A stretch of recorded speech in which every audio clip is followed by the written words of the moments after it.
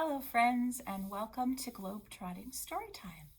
I'm Miss Sharon from Ventura County Library, and we're going to go traveling today to China. So let's get started. Can I see your hands, please? We're going to do a welcome song. Here we go. Welcome, welcome everyone. Now it's time to have some fun. Read some stories, sing some songs. Some are short and some are long. Welcome, welcome everyone. Now it's time to have some fun. Very nice. Shake it out, shake it out, shake it out, shake it out. Well, the first thing we're going to do is we are going to see what China looks like on a map. So this is the shape of the country of China as it is today in modern times. So this border would have changed and looked very, very different a long time ago. China is a very, very old place where old civilization, so with many different peoples, and this border did not always look this way. But this is how it looks today. And Miss Cherry sent me the map that you all have been using to mark where we've traveled to during Globetrotting Storytime. And I'm going to come up a little closer. You've been to Colombia already in South America, and then now we're in Asia. And in Asia, you went to South Korea, which is right there. And you went to India, which is right here. And you can already see I have started to fill in China. It is a very large country, has the biggest population of people in the whole world. And so I've already outlined and cross-hatched the border. We can take a little more off. So this is the country of China. Look at that, very, very large country. So we are going to take a look at actually a story from ancient China. And there's a lot of stories that they would tell. Some would are just stories, and some are stories with lessons. Our very first, this is actually a very quick story, just to give you an example. This is an example of a Chinese zodiac. And we'll talk more about this in a little bit, but this zodiac comes with a story. A very simple version of it is 12 animals once raced across a great river, and the rat won. The rat won, but the people wanted to honor all the animals in the race. So they have a 12-year cycle that changes with the moon, the lunar cycle, and, well, they honor a different animal every year for 12 years, and then they start over again. And so that's a very simple form of the Chinese zodiac. We'll talk a little bit more about that later.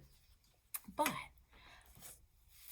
our story today is called The Empty Pot, and it is by Demi, and we are grateful to Macmillan with the Henry Holt imprint for giving us permission to read this book.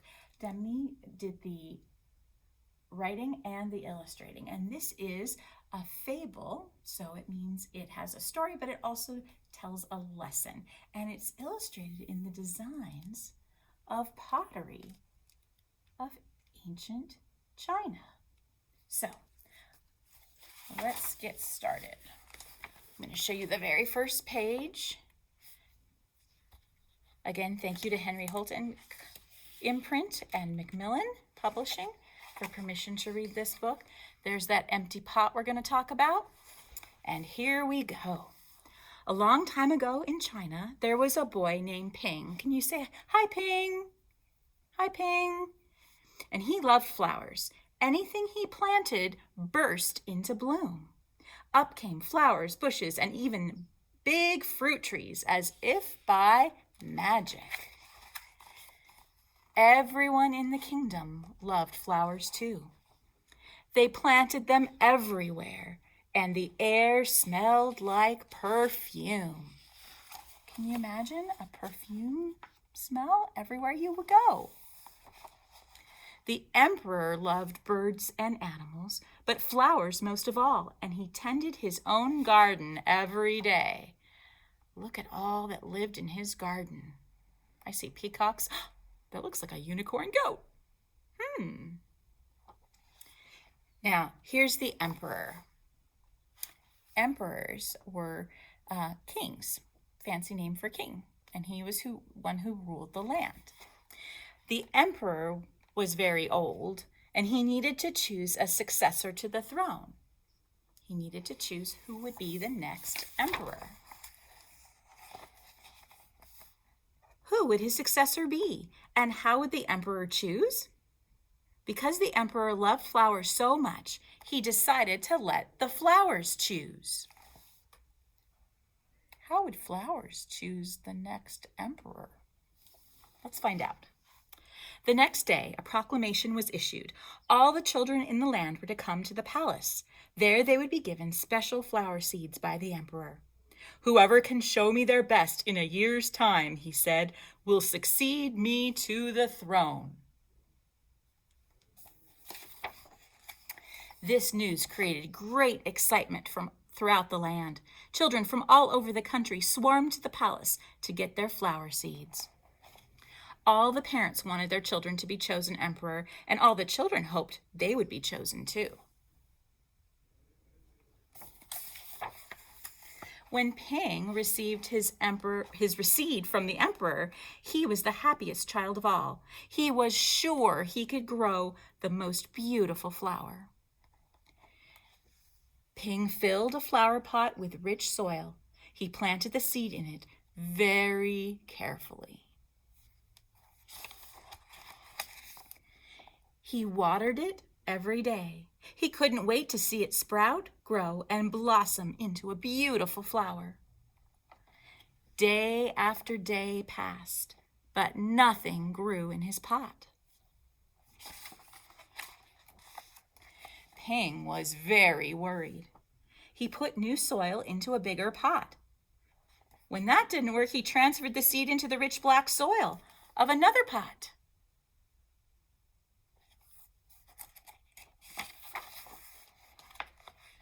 Another 2 months he waited. We can tell because look, all the leaves are gone from the trees. Still, nothing happened. And by, the whole year passed. Have you seen the change in seasons again? Now there's a little bit of snow, huh? What is Ping thinking? Well, it's spring again. Spring came and all the children put on their best clothes to greet the emperor. They rushed to the palace with their beautiful flowers, eagerly hoping to be chosen. Wow, look at all those different kinds of flowers. Ping was ashamed of his empty pot. There it is. He thought the other children would laugh at him because for once he could not get a single flower to grow. His clever friend ran by holding a great big plant. "Ping," he said, "you're not really going to the emperor with an empty pot, are you? Couldn't you grow a great big flower like mine?" "I've grown lots of flowers better than yours," Ping said. "It's just this seed, it won't grow." I wonder why Ping's seed wouldn't grow. Ping's father overheard this conversation and said, "You did your best, and your best is good enough to present to the emperor." So holding the empty pot in his hands, Ping went straight away to the palace. The emperor was looking at all the flowers slowly, one by one. How beautiful those flowers were! But the emperor was frowning and did not say a word. So When someone's happy, you know it, right? But what does it, when someone frowns, kind of like this? When someone is frowning, what does that usually mean? It seems like the emperor was frowning and he was not happy with these beautiful flowers. Let's find out why. Finally, he came to Ping. Look at everything's empty here. Finally, he came to Ping, and Ping hung his head in shame, expecting to be punished for his empty pot. And the emperor asked him, "Why did you bring me an empty pot?"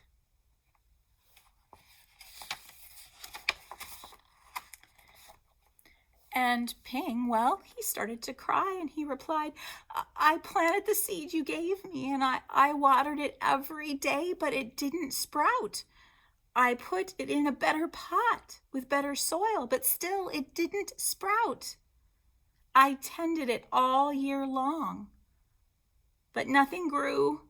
So today I had to bring an empty pot without a flower. It was the best I could do."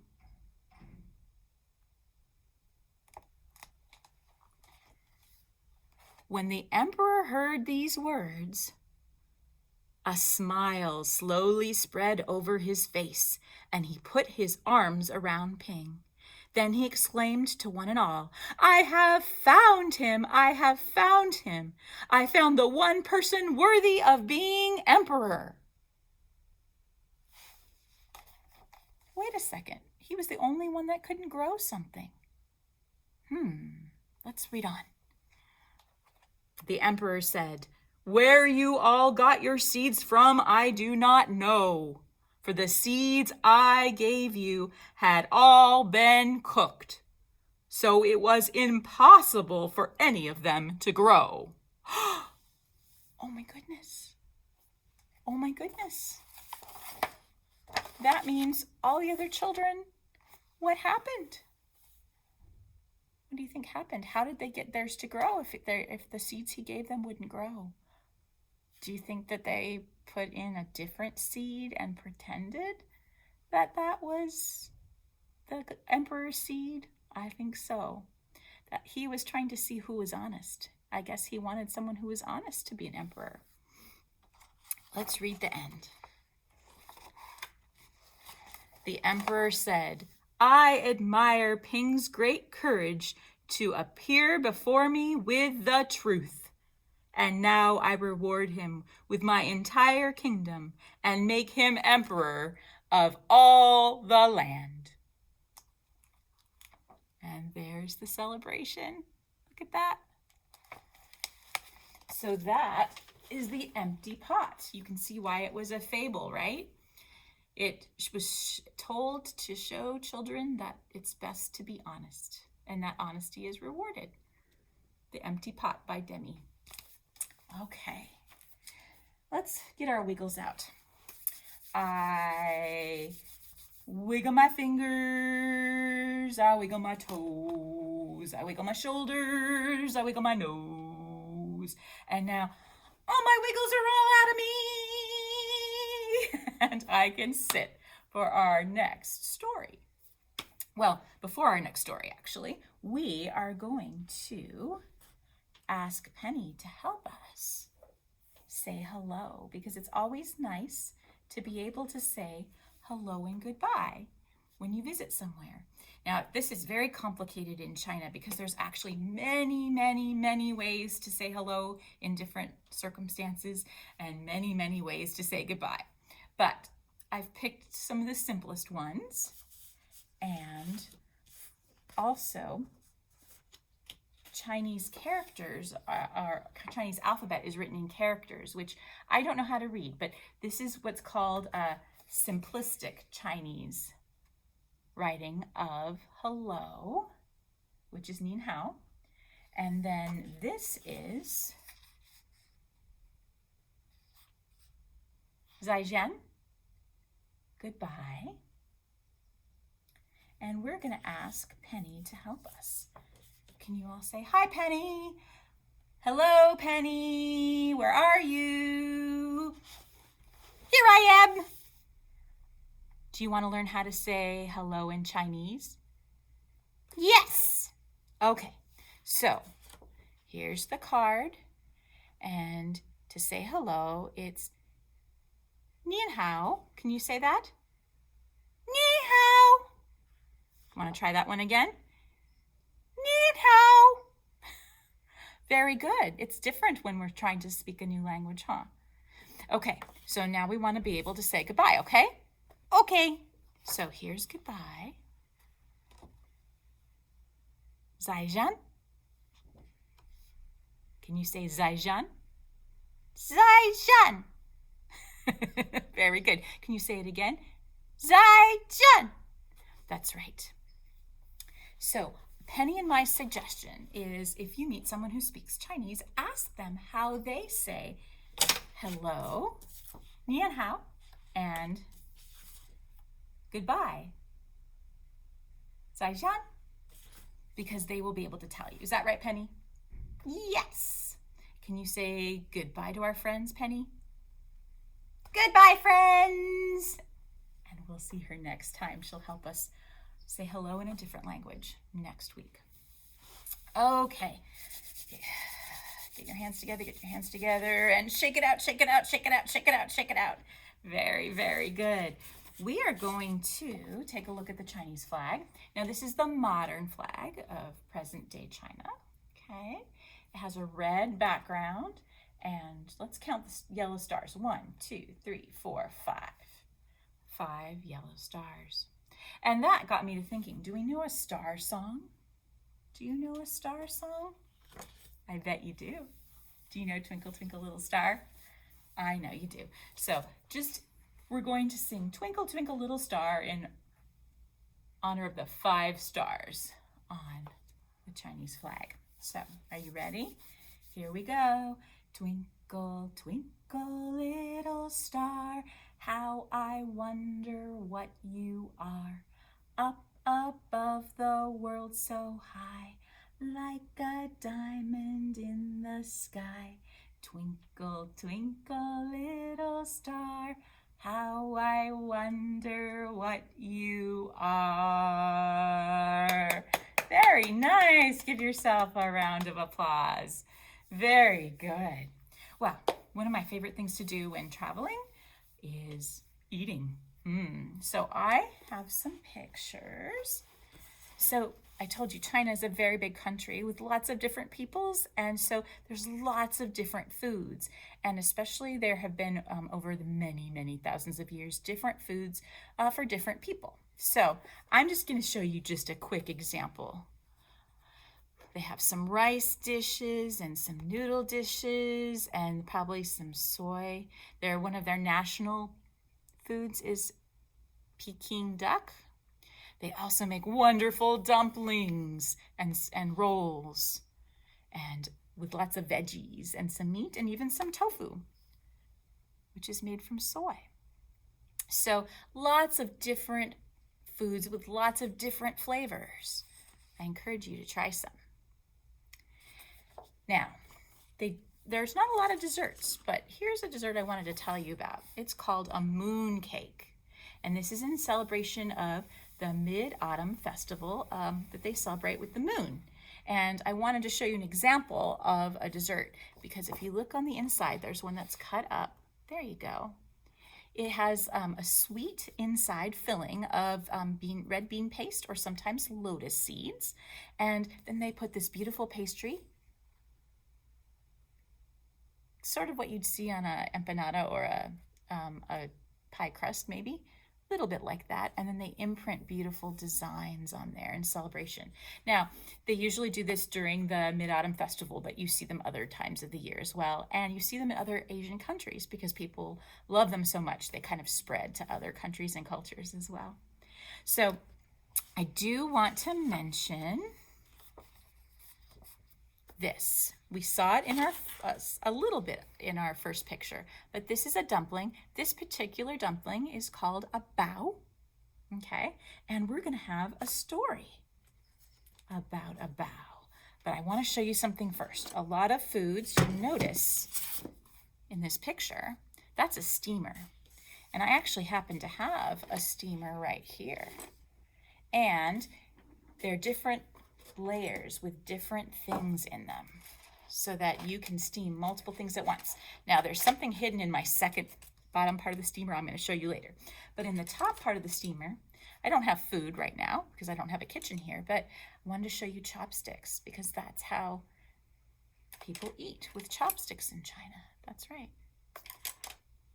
We use forks, or we can use chopsticks too here. I do at home. There you go. So I wanted to show you what a steamer was so that you recognize it when we're in the story. Now, our story is Amy Wu and the Perfect Bao.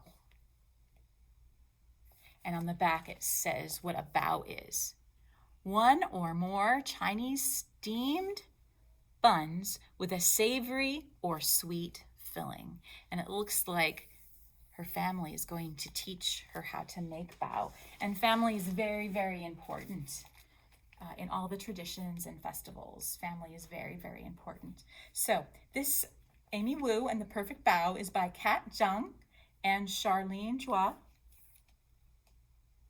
And we have permission to read this from Simon & Schuster Publishing. So thank you to them. And here we go. Amy Wu and the Perfect Bao. It says here, Amy loves to make bao with her family, but it takes skill to make the bao taste and look delicious. And her bao kept coming out all wrong. Then she has an idea that may give her a second chance. We'll have to look for that. Oh, and they tell us how to say it with the kitty here. Bow like bow. When you bow to somebody and you go like that. That kind of bow. It says not like bow. So we know to say bow.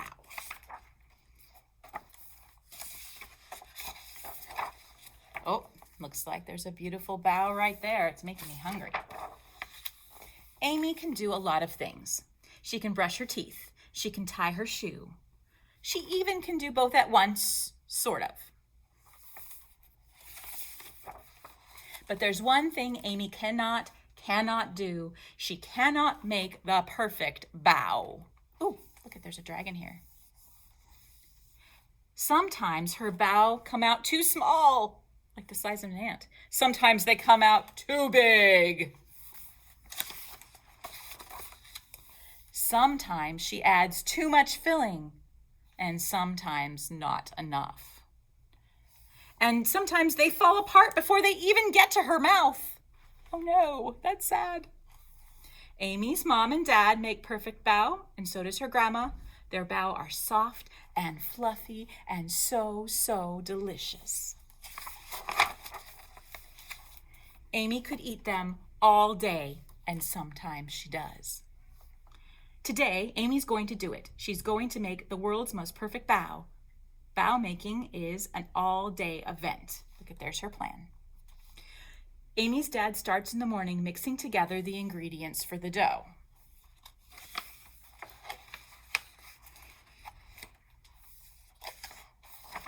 Then it's time to knead. He pushes the dough, he punches the dough, and Amy gives it a try to punch. They leave the dough to rise. Amy keeps an eye on it just in case, and it grows bigger and bigger and bigger and even bigger. Amy's dad squishes the dough down just in time. He rolls it into a log and cuts it into pieces. Meanwhile, Amy's mom seasons meat for the filling with garlic, mushrooms, ginger, salt, and pepper. Everyone gathers around the table and rolls up their sleeves. It's time to get to work. Amy's first bao turns out a little funny, and so does the second. It's hard to know how much filling to add. Too little and the bao is sad and empty. Too much and oops! It's also hard to pinch the bao shut just right. Pinch, pinch, pinch. She's really concentrating there, isn't she? Amy watches her mom make the perfect bao, and her dad make a perfect bao, and her grandma too. They all try to teach her. Roll out the dough like this, says Dad. Use just enough filling, says Mom. Pinch, pinch, pinch, says Grandma. I don't think it's working. Look at her face. But Amy's bao is just not the same. They are too empty, or too fat, or they have holes in them and they leak. Maybe today won't be the day after all. Maybe Amy just can't make the perfect bao. I don't think so. I think she's going to come up with something. Yep. Then Amy has an idea. The pieces of dough were cut for grown-up hands, but look at Amy's hands are very small. So she whispers her idea into her grandma's ear. And Grandma cuts each piece of dough into 2 smaller pieces, Amy-size pieces. Now they fit perfectly in Amy's palms.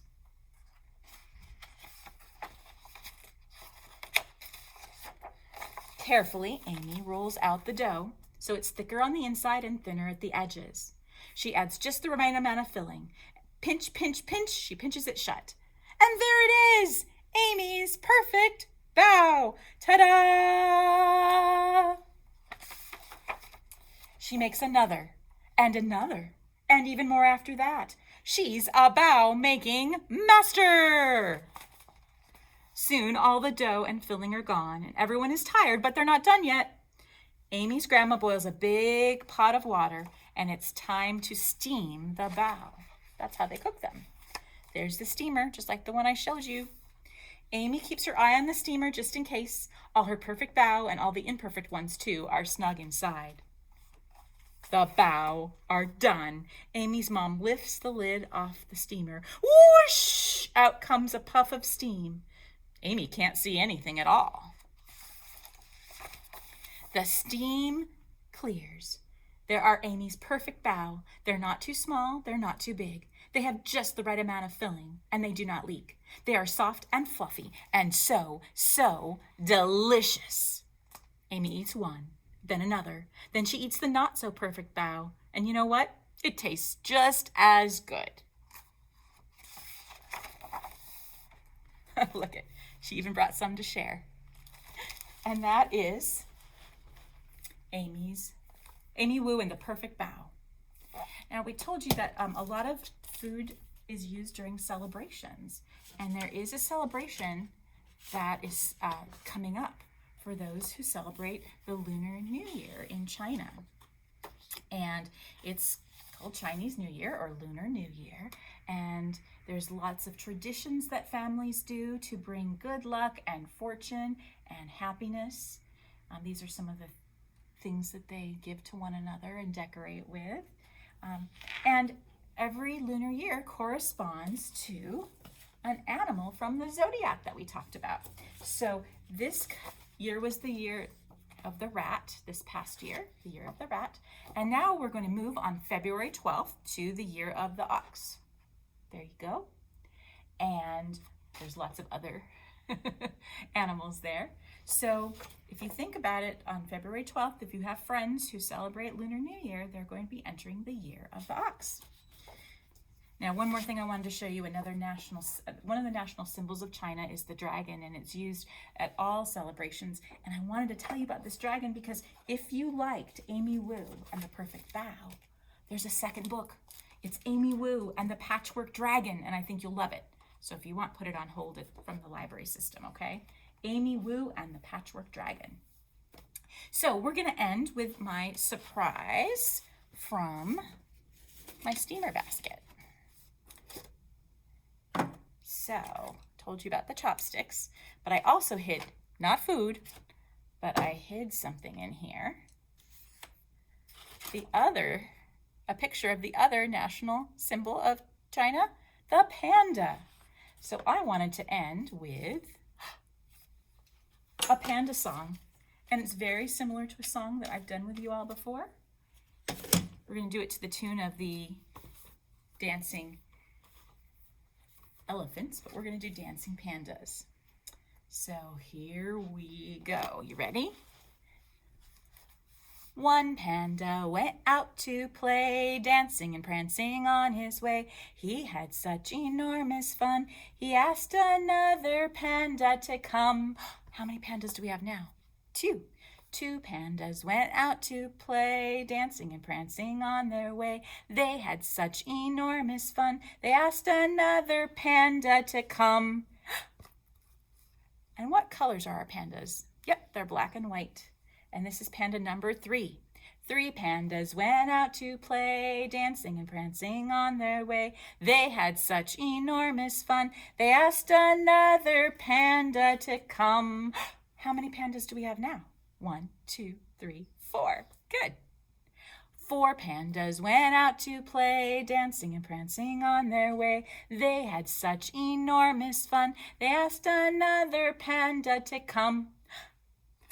And that's our last panda. How many? 1, 2, 3, 4, 5. 5 pandas. 5 pandas went out to play, dancing and prancing on their way.